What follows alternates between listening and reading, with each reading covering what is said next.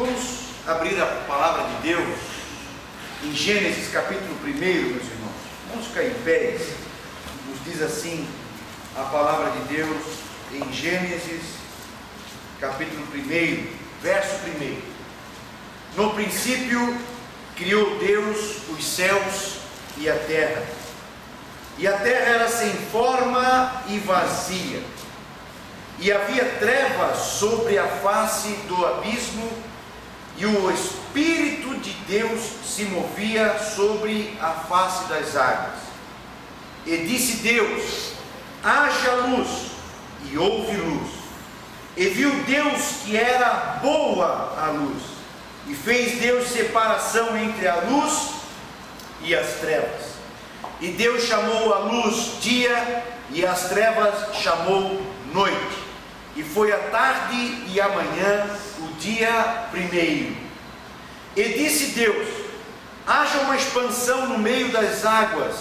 E houve separação entre águas e águas. E fez Deus a expansão, e fez separação entre as águas que estavam debaixo da expansão e as águas que estavam sobre a expansão. E assim foi. E chamou Deus a expansão céus, e foi a tarde e a manhã o dia segundo. Amém e amém. Aleluia. Podem sentar, meus amados. Graças a Deus. Aleluia. Meus irmãos, nós vimos na quinta-feira passada as 3 colunas do livro de Gênesis que são essenciais para nós quando estudamos o livro de Gênesis. O primeiro, que é Deus existe. Nós vimos isso na quinta-feira passada, quando estudamos sobre já um bom tempo estudando sobre a existência de Deus. Segunda coluna muito importante para nós é que Deus criou. Deus existe, Deus criou e Deus é conosco. Nós não estamos abandonados, nós não estamos sozinhos. Nós temos um Deus que é poderoso, um Deus que é conosco. A gente vai ver isso em todo o livro de Gênesis. Um Deus perto, um Deus que é com Abraão, um Deus que é com Isaac, um Deus que é com Jacó, um Deus que é com José, que fala, que se mostra, que é audível, que torna claro o seu desejo, o seu caminhar. Então, estas 3 colunas nos servem até hoje no livro de Gênesis. Agora eu queria que nós víssemos pela Escritura o que a Escritura explica ou fala no livro de Gênesis. Um irmão leia para mim em Gênesis 1 e 3, por favor. Quem pode ler para mim? Gênesis, capítulo 1, versículo 3.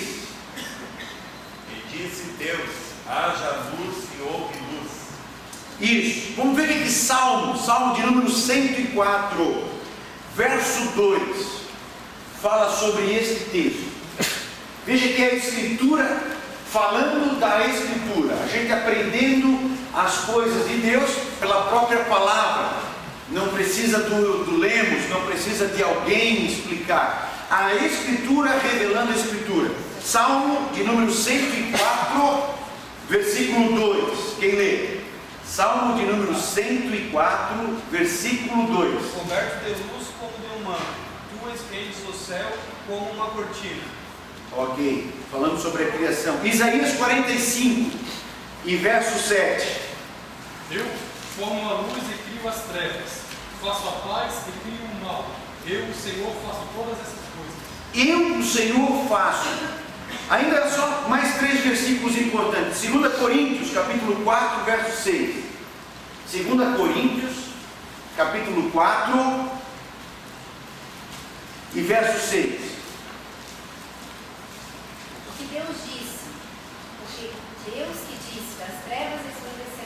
Porque Deus que disse, ainda Romanos capítulo 4, verso 17, esses 2 últimos agora, se você até tivesse uma caneta aí na mão, queria que você marcasse na sua Bíblia, Romanos capítulo 4, verso 17.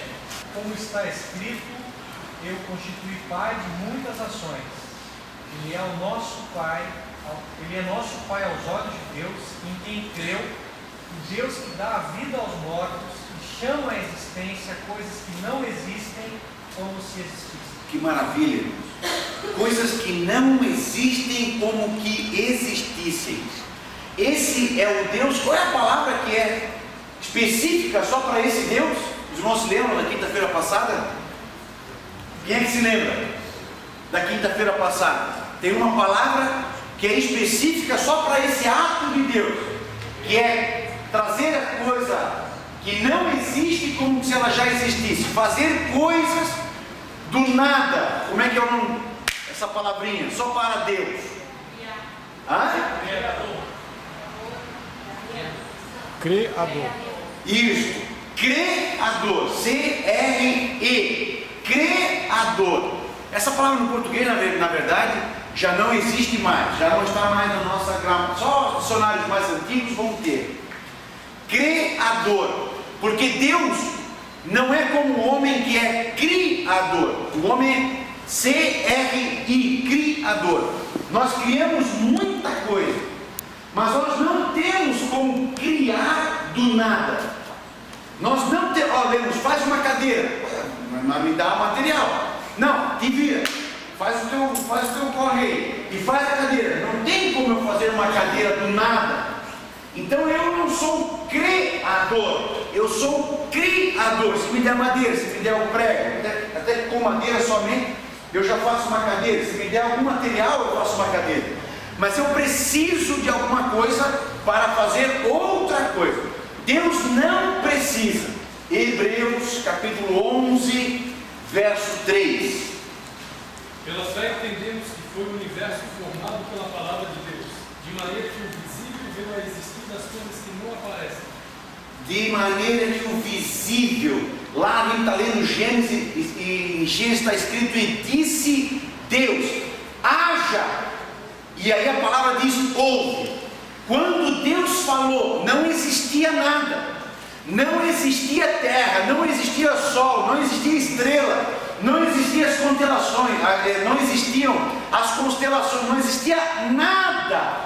E disse Deus, haja, e a palavra de Deus trouxe à existência todas as coisas. Gênesis 1 e 4, vamos lá para o outro texto agora. Gênesis 1 e 4. E viu Deus que era boa a luz, e fez Deus separação entre a luz e as trevas. Quem lê Salmo 74:16? Salmo 74:16. Quem lê? O dia é tua é a noite, preparaste a luz e o sol. Exatamente. Preparaste, diz a tua versão? Quem é que tem outra versão? Os formastes. Formastes a lua e o sol, é o luminar do dia e o luminar da noite. Você fez isso. Deus fez isso. Só estou colocando aqui esses dois exemplos. Tem todo o livro de Gênesis, irmãos. Todo o livro de Gênesis vai estar falado no resto das Escrituras. Por que isso é importante? Duas coisas são importantes aqui. Primeira, antes de você fazer doutrina, veja o que a Bíblia diz sobre isso. Antes de você inventar teoria, veja o que a Bíblia vai falar sobre isso. Então a Bíblia inteira, o livro de Gênesis é um dos livros mais falados em toda a Escritura. Então antes de você pensar, mas vamos ver o que diz Salmista, vamos ver o que diz Jesus sobre esse texto de Gênesis, vamos ver o que diz os profetas sobre esse texto de Gênesis, vamos ver o que o resto da Bíblia fala sobre isso, e aí então você vai poder concluir alguma coisa. Outra coisa importante sobre isso: se você atacar o livro de Gênesis, se você disser que o livro de Gênesis é um mito, se você disser que o livro de Gênesis é uma historinha simplesmente, o que você está fazendo? Você está atacando toda a Escritura que fala de Gênesis. Jesus, por exemplo, vai tratar de Adão e Eva, falando dele como pessoas. Hoje tem pessoas que pregam, tem pessoas que ensinam que Adão e Eva não eram uma pessoa, que Adão e Eva eram ou sejam mitos. É uma historinha para explicar alguma coisa da moralidade de Deus. Adão e Eva não são mitos. Adão e Eva, Jesus trata Adão e Eva como pessoa. O apóstolo Paulo, no livro de Romanos, vai tratar Adão e a Eva como pessoa também. Então, se eu digo que Adão e Eva não existiu, eu estou dizendo que Jesus está errado lá nos Evangelhos. Eu estou dizendo que lá no Novo Testamento Paulo também está errado. Eu estou dizendo que todos aqueles que falaram de Adão e Eva, todos aqueles que ensinaram de Adão e Eva, todos eles ou estavam errados, para dizer o mínimo, mas não é isso que eles dizem. Eles dizem que estavam mentindo. Então veja a importância, irmãos, de que tem coisas na Bíblia que a gente diz, não, mas eu não entendo assim. Calma aí, como que tu diz que não entende assim? Se Jesus está falando sobre isso assim, se Paulo está falando sobre isso assim, então Jesus errou, então Paulo errou, ou eles estão mentindo, não sabiam do que estavam falando. Por isso a importância da gente manter de pé na nossa Bíblia esse tripé de Gênesis. Qual é o tripé de Gênesis? Quem diz para mim agora? Primeiro, Deus existe. Qual é o segundo? Deus Criador. Deus Criador. Qual é o terceiro? Deus conosco. Deus conosco. Se eu anular um destes tripés, se eu disser, não, Deus não existe, acabou tudo. Se eu disser, não foi Deus que criou, foi um processo natural, que assim ensina o evolucionismo, não, eu também derrubo todas as coisas, porque a Bíblia está dizendo, e disse Deus, e falou Deus, e foi Deus quem fez. Não está só em Gênesis isso. Isso não é uma verdade só de Gênesis, é uma verdade da Bíblia, da palavra de Deus. Esta verdade tem que estar viva na nossa vida também. Aleluia. O livro de Gênesis ainda vai nos ensinar coisas já a partir disso. Se a Bíblia não dissesse isso, irmãos, nós não teríamos o que dizer sobre isso. Se a Bíblia não falasse sobre isso, nós não teríamos o que falar sobre isso. Nós só estamos falando porque a Bíblia diz. A ciência não tem resposta para isso. A ciência não pode falar sobre isso. Vamos ver agora o que em Gênesis, nos primeiros textos, falam sobre a pessoa de Deus. Gênesis 1:1, leiam para mim, bem rapidinho. E Anderson, leia para mim João, Evangelho de João, capítulo 1, versículo 3. Gênesis 1:1, quem pode ler?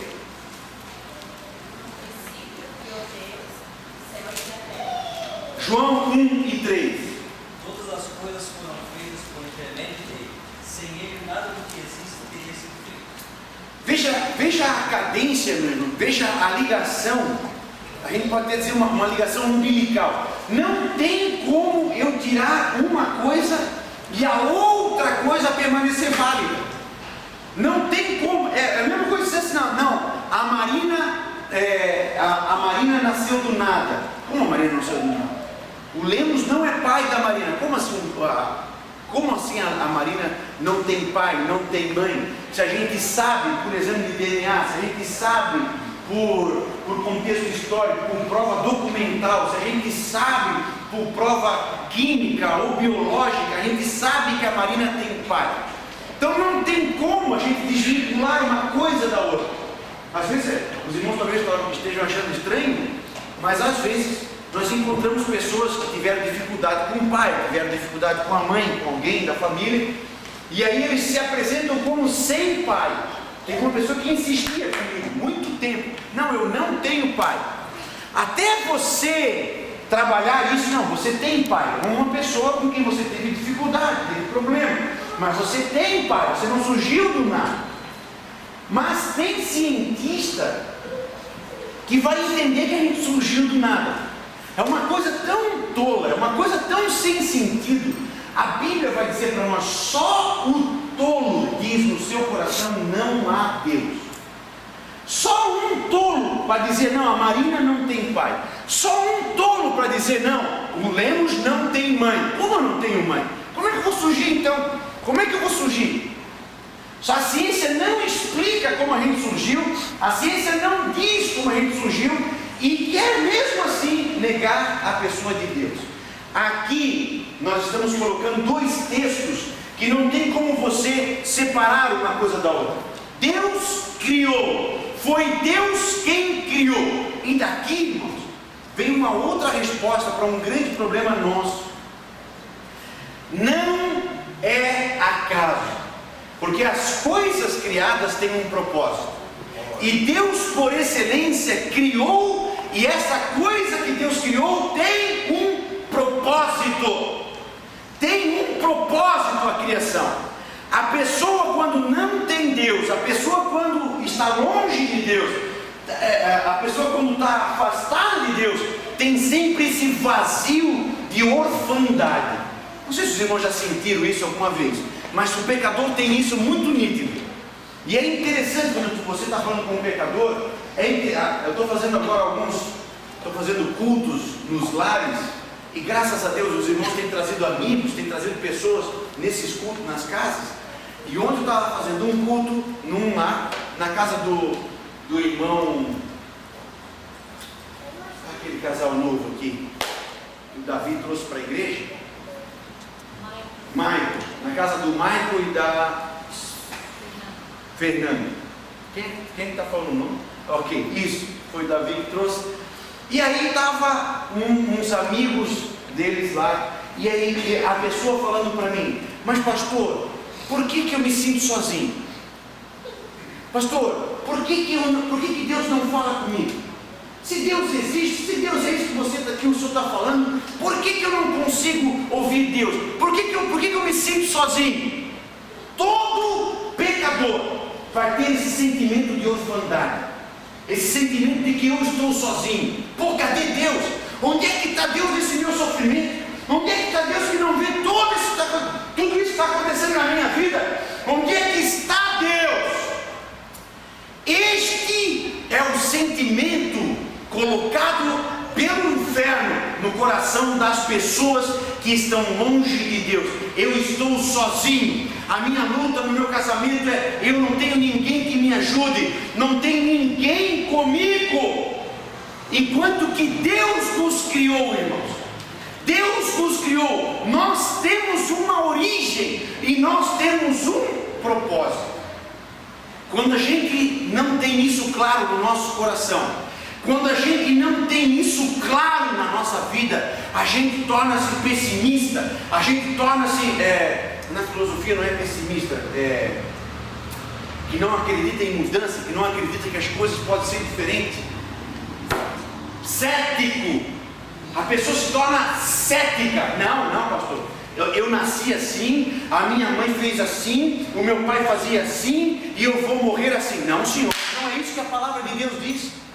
A palavra de Deus diz que existe um Deus criador. A palavra de Deus diz que existe um Deus que cria as coisas sem precisar que elas existam. A palavra de Deus diz que Ele muda as circunstâncias. Esse é o Deus que está lá, é base no livro de Gênesis. Os irmãos estão me entendendo? Todo pecador tem esse papo, irmãos. Não sei se os irmãos estão entendendo o que o pastor está falando, ou se você já conversou com alguém pecador, e ele sempre vem com essa ladainha: mas pastor, eu estou há 30 anos assim, mas pastor, meu casamento sempre foi assim, mas pastor, a minha vida financeira sempre foi assim, pastor, desde que eu me lembro eu era criancinha e eu tinha dor de cabeça. Aleluia! Mas não é isso que prega o Evangelho. O Evangelho prega mudança, o Evangelho prega poder de Deus, o Evangelho prega vida nova e vida em abundância. É possível você conhecer esse Deus, é possível você ser algo diferente. Aleluia. Jesus conversando com a mulher no poço de Samaria, e Jesus lendo a vida da mulher. Os irmãos se lembram disso, né? Nós discutimos bastante aqui esse texto. Jesus lendo a vida da mulher: pois é, eu já tive um marido, eu já tive 2 maridos, eu já tive 3 maridos, eu já tive 4 maridos, eu já tenho 5 maridos, o marido que eu tenho hoje não é meu. Essa mulher está dizendo que todo pecador pecador diz, a minha vida é assim, a minha vida foi uma desgraça, a minha vida não tem como ser diferente. Jesus diz, se você tomar da água que eu te ofereço, a tua vida pode ser diferente. Aleluia. O irmão Mário pega pessoas que estão no vício, pega pessoas que estão numa vida desgraçada, num histórico de vida desgraçada. Você pode mudar. Mas quem pode fazer essa mudança? Quem pode realizar essa mudança? Deus. Porque Deus existe. Porque Deus é Criador e porque Deus é conosco. Porque Deus podia existir, irmãos, e Deus podia ser Criador, mas se Deus não fosse conosco, de nada iria me adiantar. De que me adianta Deus existir? De que me adianta Deus ser Criador se Deus não me ouve, se Deus não é comigo? E esta é a grande maravilha do cristianismo. Esta é a grande maravilha do cristianismo. É um Deus que se fez carne, é um Deus que se fez gente. Por quê? Porque Ele é tão conosco que Ele se identificou com a gente. Deus é o Criador. Segundo, outra coisa que é um dardo na mentalidade de todo pecador. Gênesis 1:31, por favor. E viu Deus tudo quanto tinha feito, e eis que era muito bom. E foi a tarde e amanhã o dia sexto. E viu Deus tudo que tinha feito e era muito bom. O que Deus criou é bom. Mas pastor, o senhor está viajando de novo, pastor. Nós estamos vivendo uma sociedade complicada, nós estamos vivendo uma sociedade que é uma porcaria, nós estamos vivendo uma sociedade que o tráfico, que a droga, que a corrupção. Pastor, isso é consequência daquilo, de ter saído da direção de Deus. Isso precisa ficar claro para nós, irmãos, agora de saída do livro de Gênesis. Tudo o que Deus fez é bom. Deus criou o homem, é bom. Deus criou a sexualidade, boa. Deus criou a nossa saúde, boa. Deus criou a família, boa. Deus criou condições para que nós pudéssemos viver, é bom. Mas tudo que sai da direção de Deus, vejam o que nós podemos fazer com a nossa sexualidade, irmãos. Vejam quão baixo o ser humano pode chegar na sua sexualidade. Na Europa hoje estão discutindo o casamento de pessoas com um animal. No Brasil, a grande polêmica já está até passando, porque já está, isso aí já é coisa antiguada, é o casamento entre pessoas do mesmo sexo. Na Europa já não é mais entre o mesmo sexo, já na Europa já é casamento entre homem e animal. Vejam quão baixo nós podemos chegar quando nós sairmos da direção de Deus. Vejam quão baixo, na verdade não é nem quão baixo, não tem fundo esse poço. Não tem fundo. Ah, o divórcio é o maior problema? Não. O homossexualismo é o maior problema? Não. Vamos inventar coisa outra, vamos agora com os animais. Vamos inventar agora de uma vaca gerar um filho humano. Nós não estamos longe disso, irmãos. Nós não estamos longe disso. Veja que não tem fundo quando a gente sai da palavra, quando a gente quebra, quando nós quebramos essas colunas de Gênesis. Deus criou, Deus fez, Deus existe, Deus é conosco. Meu irmão, para frente não tem fundo o poço da humanidade. Deus criou e era bom. Aleluia. Tudo aquilo que Deus faz, tudo aquilo que Deus faz, tudo aquilo que Deus gera é bom. Aleluia. Deus, o Senhor gerou salvação na tua vida. Isso foi bom? Mudou a tua vida? A minha vida é outra coisa. Foi gerado por Deus, foi Deus quem fez. E é bom. O casamento que Deus fez é bom. A vida emocional, segundo a palavra de Deus, é boa. Tudo o que Deus fez é bom. E aí Jesus vai dizer, veja, Jesus, que é Deus, vai dizer o que o diabo cria. Em resumo, tudo que o diabo faz, o que quer? Qual é? A trindade satânica. A trindade da obra satânica. Qual é? roubar, destruir. Olha o contrário, irmão. Puxa, meu Deus, isso é tão simples. Se nós entendêssemos só essa grande verdade do livro de Gênesis, irmão, se nós entendêssemos só isso, poxa, mas a minha vida não está assim. O que está acontecendo? Eu perdi o prazer da salvação, eu perdi a alegria da salvação, eu perdi alguma coisa foi roubada de mim, alguma coisa foi destruída de mim, alguma coisa foi tirada de mim.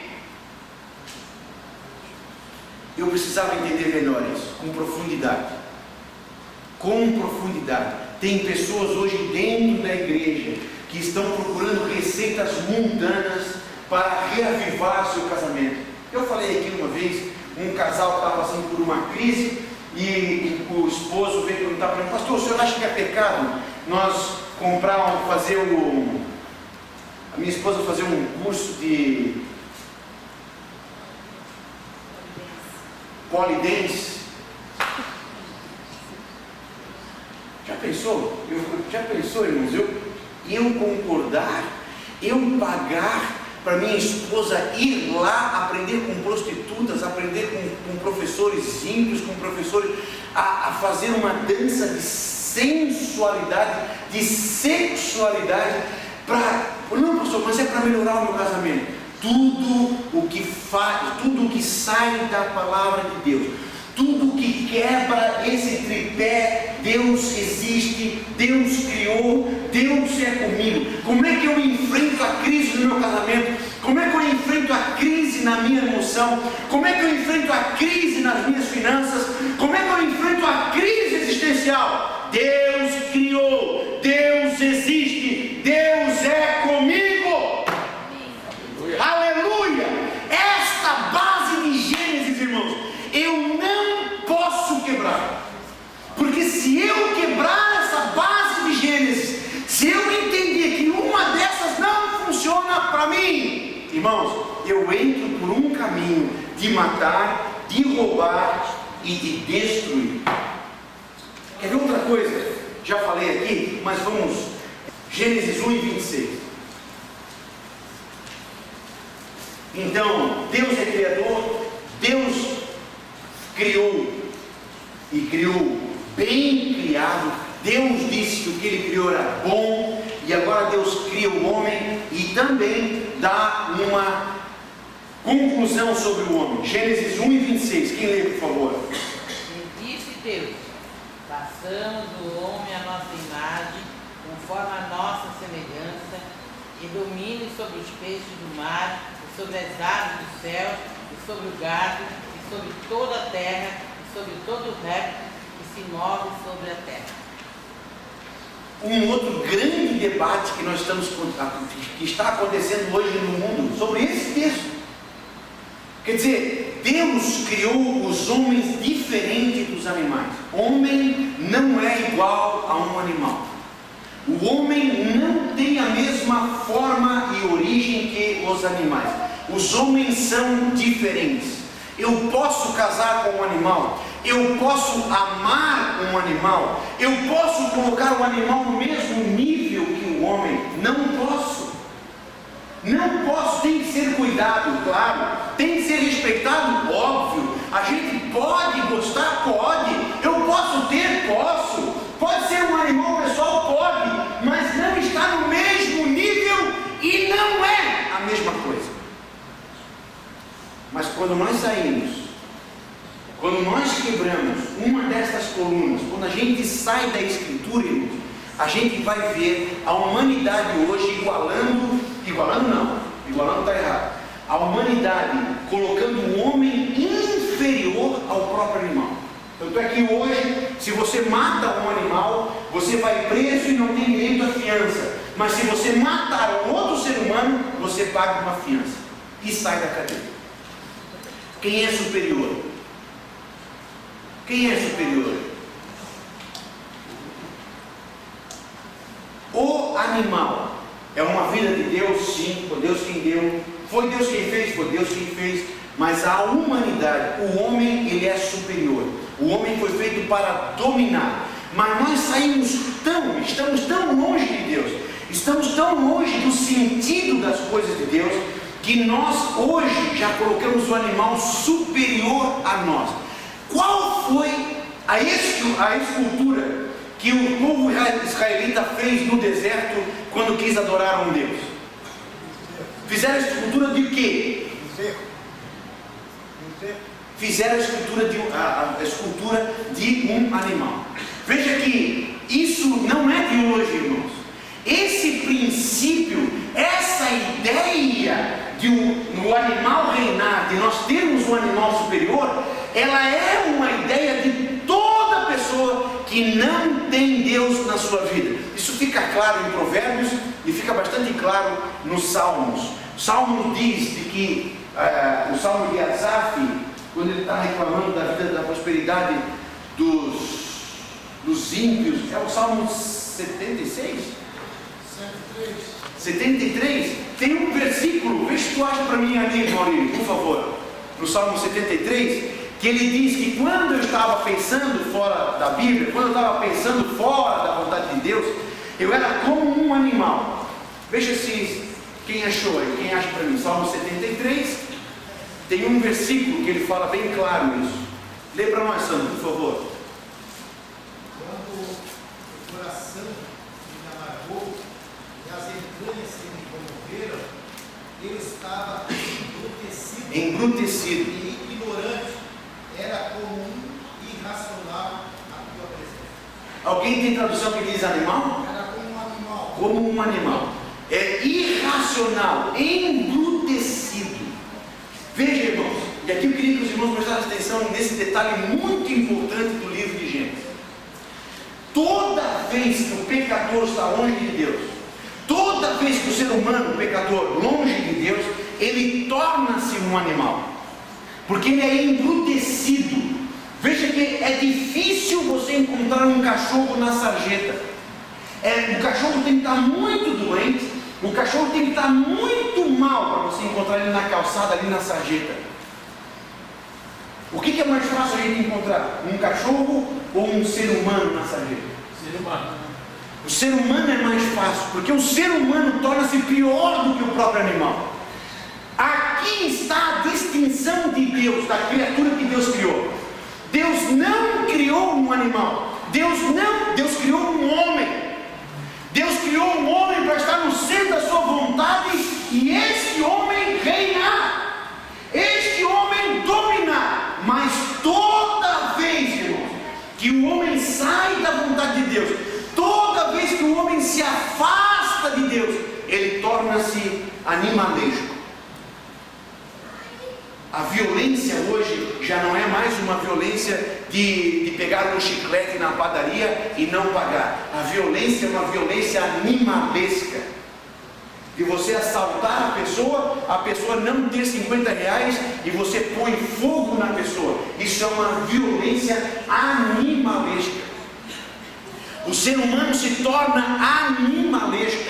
A sexualidade, tanto é que um dos sinônimos da homossexualidade, que hoje a ideologia gaysista não deixa a gente usar, mas um dos sinônimos antigos para se falar de sexualidade era bestialismo.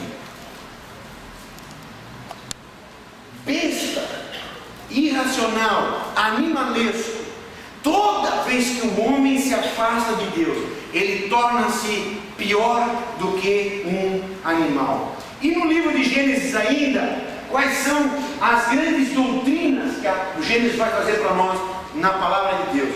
A primeira grande doutrina e a primeira grande questão da Bíblia é a pessoa de Deus. Gênesis, no primeiro versículo, no princípio Deus. Já no primeiro versículo da palavra de Deus, ele traz o sujeito principal da Escritura. Ele traz o sujeito todo-poderoso, a razão de ser de toda a vida.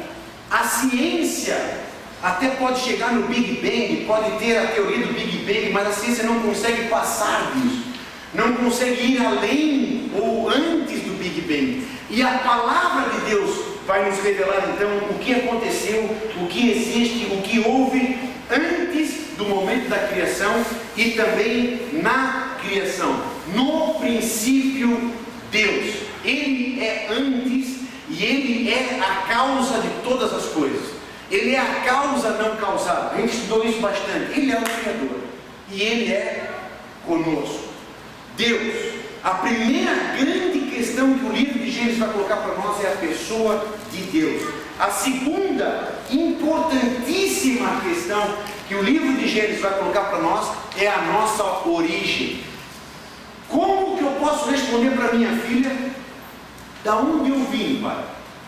Ah, você veio da cegonha e a mamãe disse, tá, e de onde é que veio a mamãe? Ah, a mamãe veio da cegonha. Tá, e de onde é que veio a avó? Ah, a avó veio da cegonha. Tá, e de onde é que veio? De onde é que veio? De onde é que veio? De onde é que veio? De onde é que veio? De onde é que veio? A nossa origem. Aonde está a nossa origem? Preste atenção nisso, meu irmão. Aonde está a tua origem? Eu saber a minha origem, eu conhecer a minha origem. Eu não sou obra do acaso. Eu não sou uma obra despropositada. Eu não estou órfão. Eu tenho uma origem. E o livro de Gênesis é como se um grande bilhete na nossa vida dizendo: você tem para onde voltar. Apontando para o pecador: você tem para onde voltar. Você tem uma casa. Lembra da história do filho pródigo? Que saiu de casa. A história do livro do filho pródigo é Gênesis. É Gênesis. Adão e Eva com Deus, Adão e Eva sendo cuidados por Deus, e os dois pecaram, tanto o filho mais velho quanto o filho mais novo, estavam fora da vontade de Deus.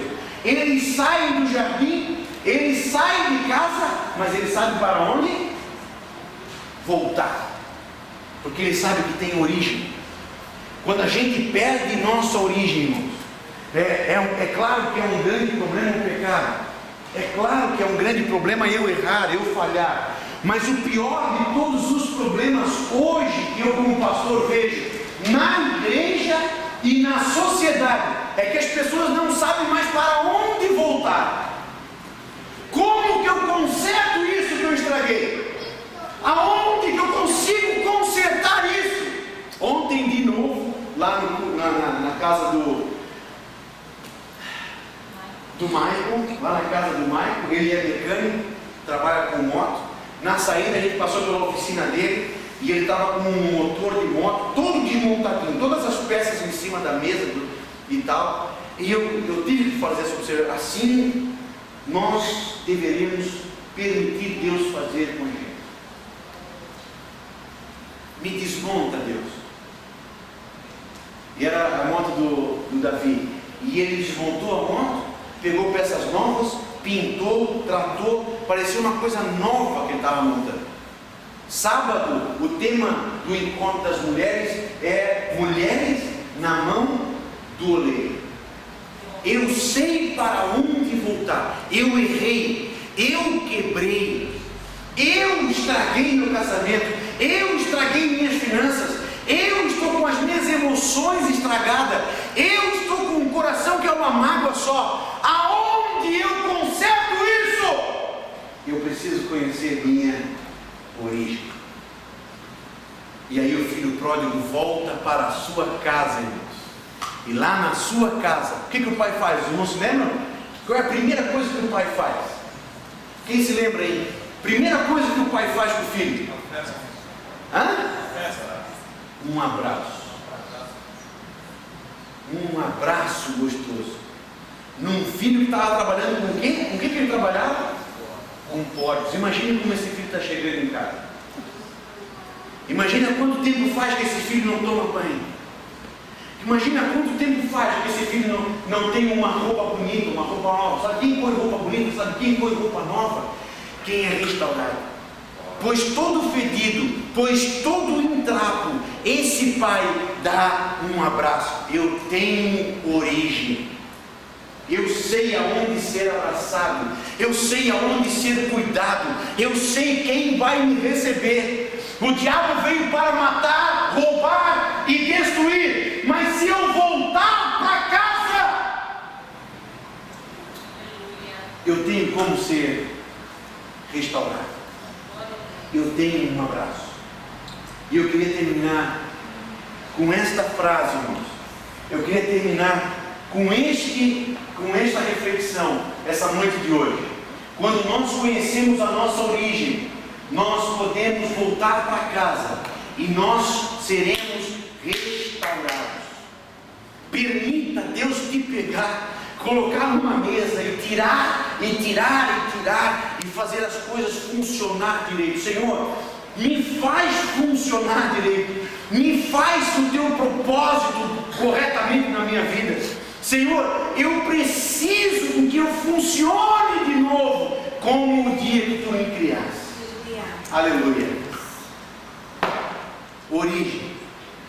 Você tem uma origem. Você tem para onde retornar, porque você tem um Pai. Você tem um Deus que é Criador e um Deus que é conosco. Amém? Aleluia. Aleluia. Senhor Jesus, obrigado, meu Deus. Muito obrigado, Senhor. Que o Teu Espírito Santo possa ministrar, Senhor, estas verdades no nosso coração. Que o Teu Espírito Santo, Senhor, não sabedoria humana, não vã filosofia, Senhor, mas que o Teu Espírito Santo, Senhor, possa ministrar essa palavra no nosso coração. De que nas nossas lutas nós não estamos sozinhos, de que nós temos para onde retornar quando falhamos, e que nós sempre temos onde ser restaurados novamente por um Deus que tem todo o poder, por um Deus que não precisa de nada, Senhor, para criar em nós um coração puro, por um Deus que não precisa, Senhor, de quem o ensine, quem o aconselhe a como lidar com a minha vida e fazer com que eu, obra e criatura de suas mãos, Senhor, possa ser plenamente, Pai, funcionar, Senhor, no meu propósito, viver o meu propósito pela vida poderosa que Deus revelou, pelo que Deus reservou para cada um dos teus filhos. Senhor Jesus, muitos aqui hoje, Senhor, em situações particulares da sua vida, Pai, precisam desse Deus. Precisam desse Deus que muda situações de mágoas. Precisam desse Deus que mude, Senhor, situações de desespero, situações, Senhor, de abandono, situações, Senhor, quando nós não te ouvimos mais, não vimos mais o teu agir.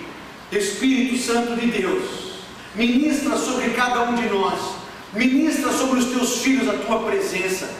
Ministra, Senhor, sobre os teus filhos, sobre o casamento, sobre as finanças, sobre as emoções, Senhor, sobre o dom, Pai querido, o dom. Desperta-nos no dom que tu tens dado a cada um dos teus filhos.